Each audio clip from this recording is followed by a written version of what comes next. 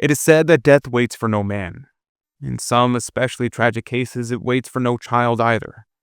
This was the case for one of the boys at the oratory, Francis Besucco.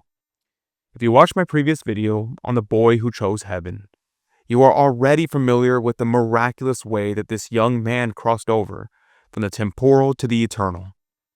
In today's video, we will be privy to the intimate exchange between Don Bosco and this privileged soul in what could only be called an enviable death. The Miracles and Prophecies of Saint John Bosco, a project of America Needs Fatima. I'm your host, Adrian Fonseca. Subscribe for new episodes every Monday, Wednesday, and Friday. In our exploration of Saint John Bosco's life, we've witnessed many extraordinary moments. Today we'll delve into one of the most touching, the death of Francis Besucco, a young boy from the oratory whose final days reveal profound spiritual truths about life, death, and eternity. As we explore this story, keep these themes in mind. The beauty of a soul at peace with God, Don Bosco's tender spiritual guidance, and the power of being well prepared for our final moments. And a question for you. How would your life change if you lived every day preparing for a holy death? And take a look at this picture here. And take a look at this one as well. These incredible images of our Don Bosco and Our Lady Help of Christians are only two of the many spiritually powerful gifts that we give as a thank you to our promoters of Don Bosco. When you sign up as a monthly promoter, you will have weekly masses prayed for you, have daily rosaries prayed in your name, and you can receive beautiful images, books, mass cards, and more. This is our way of trying to say thank you for supporting our work here on YouTube and making these humble videos about our incredible saint possible. If you'd like to take a closer look at these images and support our work, click the link in the description box down below. On January 3, 1864, Francis Besucco contracted severe bronchitis because of a spirit of penance. He had not adequately covered himself in bed during this cold spell.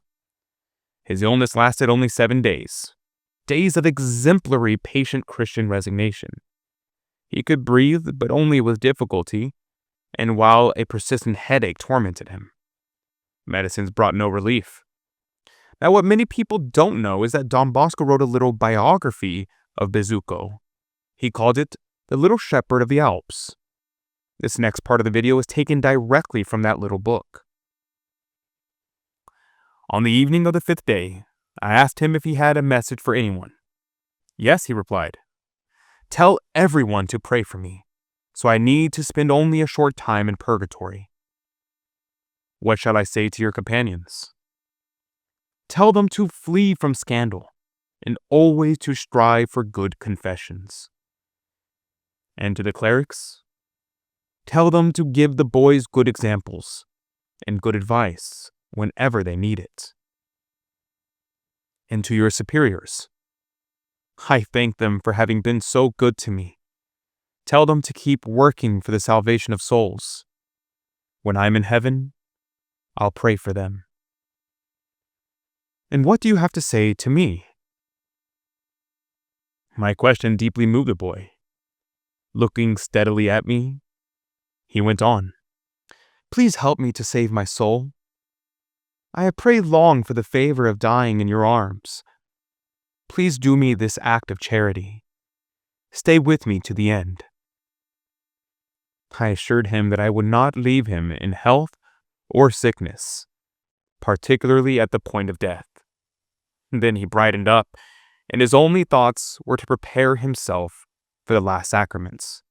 After seeing that he was quite at ease, I asked him if he would like to see his parents. I know I won't see them again, he replied, because they are too far away and can't afford the trip. And in addition, my father is working far from home. Please let them know that I die resigned, happy, and content. Tell them, too, to pray for me. I hope to go to heaven. I shall wait for them all there. He would have continued talking, but I urged him to keep quiet and rest. On the evening of January 8th, his condition worsened. and we decided to give him extreme unction. When asked if he wished to receive the sacrament, he answered, "Oh yes, with all my heart." "Is your conscience perhaps still bothered?" "Yes, something keeps bothering me deeply." "What is it? Do you want to say it in confession?" "It has always been on my mind when I was well, but I would never have believed it could upset me so at this point." "Tell me." "You can't imagine how much I regret not loving God as he deserves." Now, please listen closely to Don Bosco's compassionate and tender reply here. It applies to every one of us and will slay any temptation from the evil one to despair. Don't worry about that. As long as we are in this world, we'll never be able to love God as he deserves. We only need to do our best. Only in heaven can we love him as we should. There we shall see him as he really is. We shall know him and enjoy his goodness, his glory, and his love. You are fortunate indeed, because you will soon experience this unspeakable joy. Now, get ready for extreme unction, which will take away all remains of sin, and even restore your health, if it is good for your soul. That is all we'll read from this book for now. On the 7th day of his illness, at 11 o'clock, young Francis tried to speak, but could only whisper. The crucifix. Father Alosanati blessed him and began reading the Prophecies, while others knelt in prayer. At 11:15, looking intensely at Don Bosco, Francis tried to smile and then turned his eyes heavenward in a gesture of farewell. A few moments later, his soul flew gloriously up, as we have every reason to hope to enjoy heaven's splendor. Francis Besucco's death reminds us of an eternal truth. The way we live determines the way we die. Through Don Bosco's guidance, this young boy achieved what many of us hope for: a death marked by peace, acceptance, and joyful anticipation of heaven. The story offers us profound lessons for our own spiritual journey. The importance of preparing our souls while we are healthy, the power of having a holy spiritual guide in our lives, the beautiful reality that a well-lived life leads to a peaceful death. At Fatima, Our Lady told Saint Jacinta, "If men knew what eternity is, they would do everything to change their lives."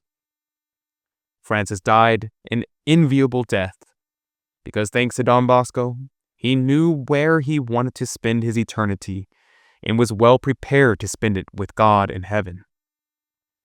Do you know what eternity is? What in your life needs to change so that you too can spend it with God in heaven? Thank you for joining me today. Saint John Bosco, pray for us. May God bless you, and Mary Immaculate keep you under her mantle. God love you.